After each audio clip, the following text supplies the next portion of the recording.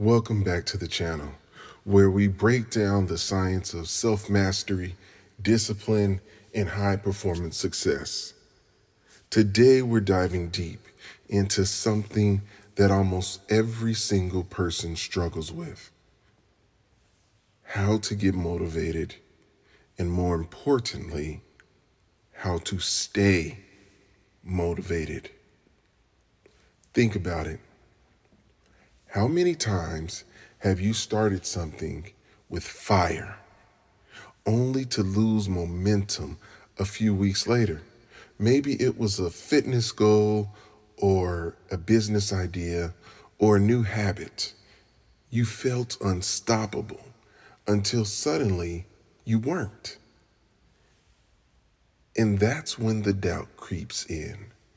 You start thinking, maybe I'm just not built for this. But here's the truth. Motivation isn't a feeling, it's a system. And if you understand that system, you can control it. You won't have to wait until you feel like it. You'll know exactly how to trigger motivation on command. But before we go any further, I want you to take a moment. On a scale from 1 to 10, how motivated are you right now? And be as honest as you can with yourself. Write that number down, because by the end of this session, we're going to make sure that number skyrockets. To master motivation, we first need to understand what it actually is and how it works in your brain. Because motivation isn't just some mystical force that appears and disappears at random. It's a psychological and neurological process that you can learn to control. And we can look at the dual forces of intrinsic and extrinsic motivation. Intrinsic, this is when you're driven by passion, curiosity, and personal fulfillment. You don't need an external reward. You do it because it excites you. Extrinsic, this is when you're driven by outside factors: money, praise, competition, or avoiding consequences. Here's where most people mess up. They rely only on extrinsic motivation. They chase money, fame, approval. But the problem with that, when the reward disappears, so does their motivation. Someone I've mentioned before, Marie Curie, she didn't revolutionize science because someone paid her. She spent years in dangerous, grueling conditions because she was obsessed with discovery. That's intrinsic motivation at its highest level. So right now, write down your biggest goal. Next to it, ask yourself, are you chasing this because it excites you or because of what you think you'll get from it? If it's only about external rewards, it's time to shift your focus. Now that we know what motivation is, let's get into the science of how to trigger it in your brain. You see, your brain isn't working against you. It's just waiting for the right triggers to fire up motivation. If you know what those triggers are, you can control them. We can look at dopamine. Dopamine isn't just the pleasure chemical, it's the action chemical. It gets released when you anticipate a reward, not just when you receive one. The fastest way to increase dopamine? Win more often. But here's the catch. You have to redefine what a win is. A Harvard study found that people who tracked small daily achievements were far more likely to stay motivated than those who only focused on big goals. Why? Because the brain rewards momentum. So, what you want to do is break goals into micro goals. Instead of, I want to lose 30 pounds, say, I will start intermittent fasting, or I will drink a gallon of water today. Use habit stacking.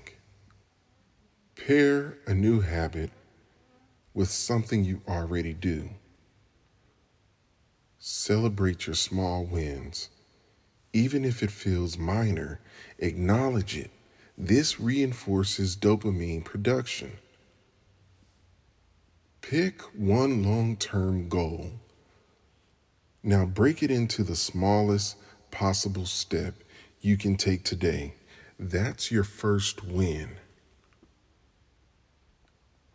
So now that you know how to trigger motivation, let's talk about how to keep it going. Anyone can feel motivated for a day, but the real challenge, staying motivated when life gets hard. Here's how you do it.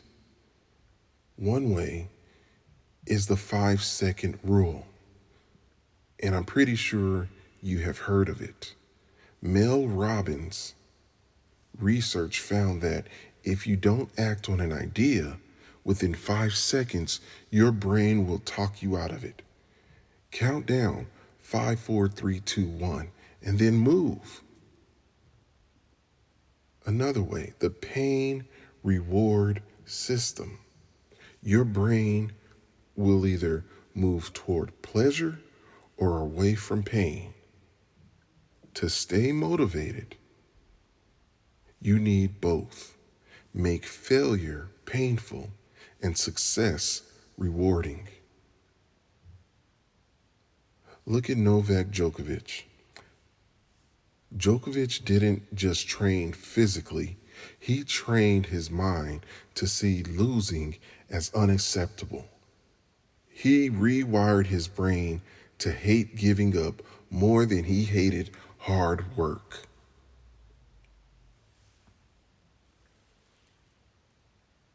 What I want you to do is write down 2 things: one consequence for quitting and one reward for staying consistent. This will become your motivation fuel. Because motivation isn't just about mindset, it's about daily habits. You don't need to find motivation every day. You need to build it into your routine so it becomes automatic. The first thing, what you do in the first 20 minutes of your day dictates your entire mindset. So control the morning and you'll control your life. Number 2, the no 0 days rule. Even if you just do one small thing every day, you'll build momentum that never stops. We can look at Haruki Murakami. Murakami writes every single day, no matter what. He doesn't wait for inspiration. He shows up, and the motivation follows. So decide right now, what's one tiny thing you can do every day towards your goal? Commit to it, no matter what. Now let's wrap this up with your final challenge. You now have the blueprint for getting motivated and staying motivated. But the truth is, knowledge is useless without action. So comment below with one commitment you're making today. No 0 days, just action. And if this speech helped you, hit like, subscribe, and share it with someone who needs it. Now stop waiting, go build your future.